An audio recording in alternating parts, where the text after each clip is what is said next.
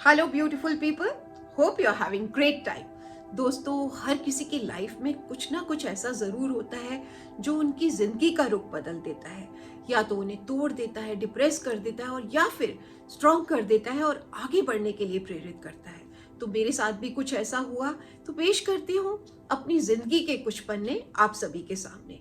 दोस्तों, बात है 2014 की, जब टीवी का सबसे बड़ा गेम शो शुरू हुआ था। जी हाँ, कौन बनेगा करोड़पति। जैसे जैसे ये शो आगे बढ़ता जा रहा था, मेरी इस शो के प्रति दीवानगी बढ़ती जा रही थी, क्योंकि शुरू से ही मैं मिस्टर अमिताभ बच्चन की बहुत बड़ी फैन रही थी। हर बार सोचती इस बार मेरा सिलेक्शन हो जाएगा तो मैं हॉट सीट पर बैठकर मिस्टर बच्चन से ये कहूँगी, वो कहूँगी, और ना जाने क्या क्या।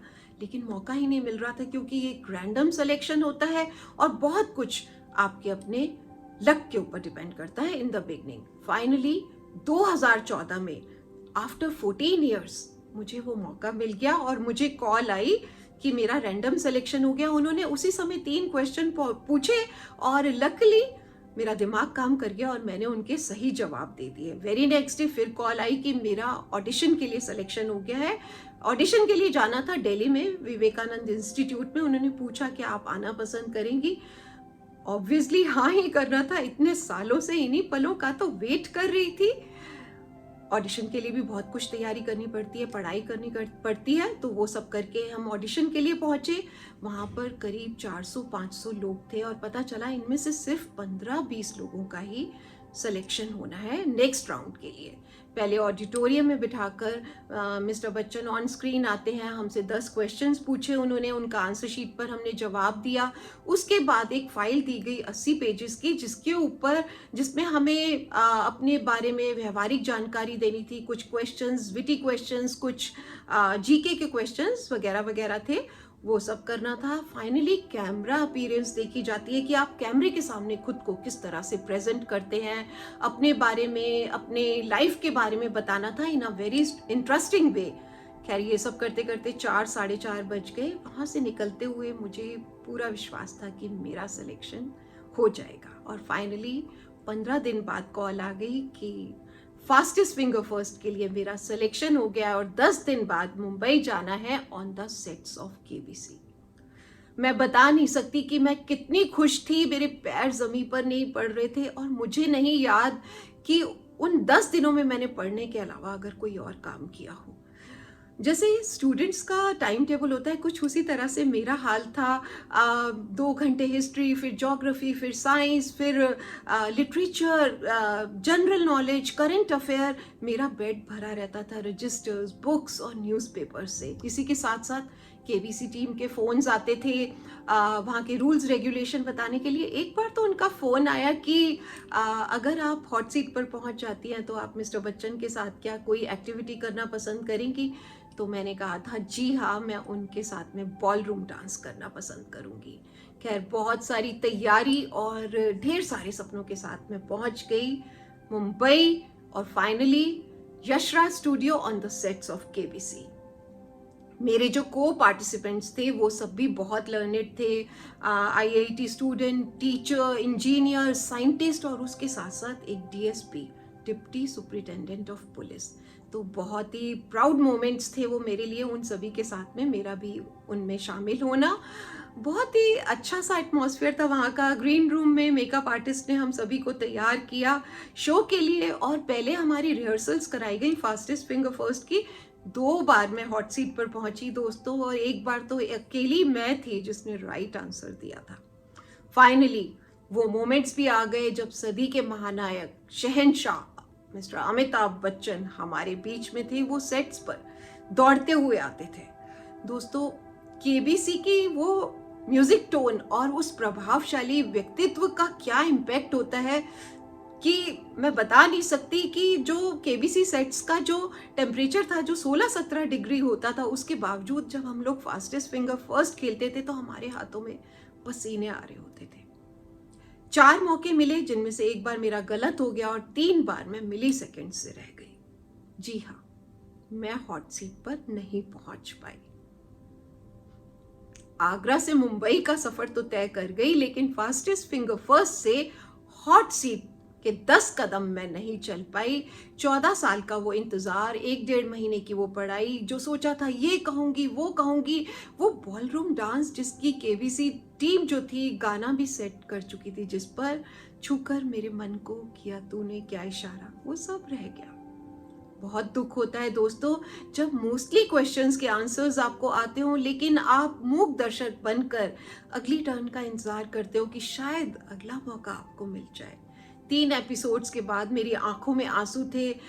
जो लाइफलाइन होती है त्रिगुनी, उसमें उस समय पर बहुत जानी मानी हस्ती जो टीवी एंकर हैं ऋचा अनिरुद्ध जी, वो थी। उन्होंने मुझे सांत्वना दी कि डिसहार्टन मत हो, यहाँ तक पहुँचना भी बहुत बड़ा अचीवमेंट है। फाइनली मिस्टर बच्चन मिले। उनको मैंने जो सोचा था, हॉट सीट पर एक इनले प्लेट दे रही थी मैंने, जिस पर उनकी और जया जी की फ़ोटो एम्बोज थी, वो मैंने उनको वहाँ पर दी। उन्होंने बहुत ही प्यार से वो एक्सेप्ट की। उसके अलावा ट्विटर पर वो मेरी बातों का बहुत अच्छे से जवाब दे चुके थे, तो वो मैं प्रिंट आउट्स ले गई थी, वो उन्हें दिखाए, वो हंस रहे थे। यहाँ पर मैं वो पिक्चर भी आपके सामने पेश कर रही हूँ। और जाते जाते मुझे वो बोले कि मुझे फिर ट्वीट करना, मैं जवाब दूंगा। तो इस तरह से बहुत सारी मीठी यादें, लेकिन भारी मन के साथ मैं वापस आ गई। झूठ नहीं बोलूंगी, मुझे 2-3 महीने लगे खुद को संभालने में। ऐसे लगता था एक सपना टूट गया जो 14 साल से देख रही थी। ऐसा कैसे हो गया, मेरी स्पीड क्यों कम रह गई, ये फेलियर कैसे मिल गई मुझे। एक उदासी, एक डिप्रेशन सा आ गया था मेरे अंदर। एक बार जब मैं अपने रजिस्टर्स और बुक्स संभाल रही थी तो लगा ये सारा पढ़ा हुआ क्या बेकार गया। अंदर से कहीं से आवाज आई, नहीं, विद्या कभी व्यर्थ नहीं जाती, क्यों ना मैं क्विज कॉन्टेस्ट कराऊं इनसे क्वेश्चन पेपर्स बनाकर, जो कुछ मैंने पढ़ा उसी से। क्योंकि मैं पहले भी छोटी मोटी इवेंट्स ऑर्गेनाइज करती रहती थी, तो मैंने कुछ अच्छी ऑर्गेनाइजेशन में क्विज कॉन्टेस्ट कराए। उसके बाद जो लोग जीते उन क्विज को, उनके चेहरे की खुशी देखकर मुझे लगा मैं खुद तो हॉट सीट पर नहीं पहुंच पाई, लेकिन थोड़ी सी हैप्पीनेस लोगों में दे पाई।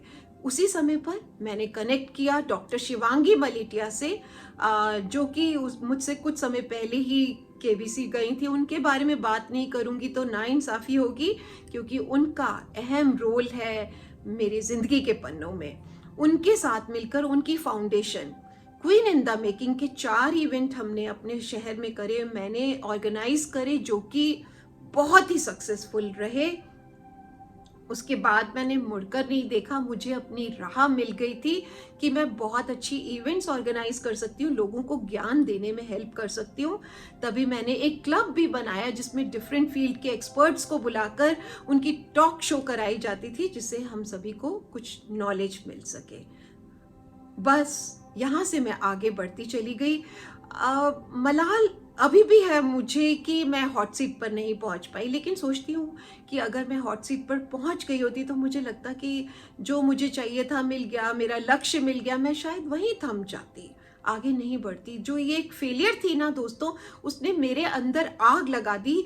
मुझे आगे बढ़ना है, मुझे खुद को यहाँ नहीं रोकना, कुछ करके दिखाना है, अपने आप को साबित करना है। उस एक्सपीरियंस ने मुझे ये सिखा दिया कि failure is not the last step of success, it is the first step of success. कौन नहीं फेल होता है लाइफ में, कहीं ना कहीं किसी ना किसी स्टेप पर सभी को फेलियर झेलनी ही पड़ती है। क्या है कि हम सक्सेस के बाद के प्लान्स तो सोच लेते हैं, लेकिन फेलियर को कैसे डील करना है इस बारे में हम बात भी नहीं करना चाहते। दोस्तों मैं यहाँ बात करना चाहती हूँ बहुत से उन लोगों की, उन स्टूडेंट्स की जो छोटी या बड़ी असफलता के बाद में हताश हो जाते हैं, निराश हो जाते हैं, गलत राह पर चल पड़ते हैं और आत्महत्या तक कर लेते हैं। उनसे मैं यही कहना चाहती हूँ कि नेगेटिव थॉट्स ना आने दे। आपके सामने आपकी पूरी जिंदगी पड़ी है। You have failed but you are not dead, you still have scope to grow. अपने आप को चेक करो, अपनी कमी को देखो, उनमें सुधार लाने की कोशिश करो। उन लोगों से इंस्पिरेशन लो जो लाइफ में कभी फेल हुए लेकिन उसके बाद भी आगे बढ़े। उनकी स्टोरीज से खुद को मोटिवेट करो। Try but don't cry. Remember, babies cry, adults learn and legends try again. May be destiny आपको कोई लेसन देना चाहती हो इस फेलियर के थ्रू। क्वाइट पॉसिबल कि जो राह पर आप चल रहे हैं उससे कोई बेहतर राह आपके लिए बन रही हो। Don't worry.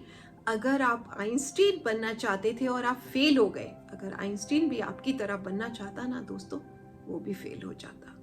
अपनी एबिलिटीज पे बिलीव करना सीखें and remember, failures are not opposite of success, they are indeed a part of success. अगर आपको हारने से इतना ही डर लगता है ना दोस्तों, तो कभी जीतने की कोशिश भी मत करना। और जाते जाते, असफलता एक चुनौती है, इसे स्वीकार करो। असफलता एक चुनौती है, इसे स्वीकार करो। क्या कमी रह गई देखो और सुधार करो। जब तक ना सफल हो, नींद चैन को त्यागो तुम। संघर्ष का मैदान मत छोड़कर भागो तुम। कुछ किए बिना ही जय जयकार नहीं होती, हिम्मत करने वालों की हार नहीं होती। बाय बाय, मिलते हैं ब्रेक के बाद। अगर आपको मेरी बातें पसंद आ रही हैं तो मेरे चैनल को सब्सक्राइब करें, लाइक करें, कमेंट करें, शेयर करें। दिल से दिल की बातें बाय पूनम सचदेवा। आपके प्यार और सहयोग के लिए मैं आपकी हमेशा आभारी रहूंगी। धन्यवाद।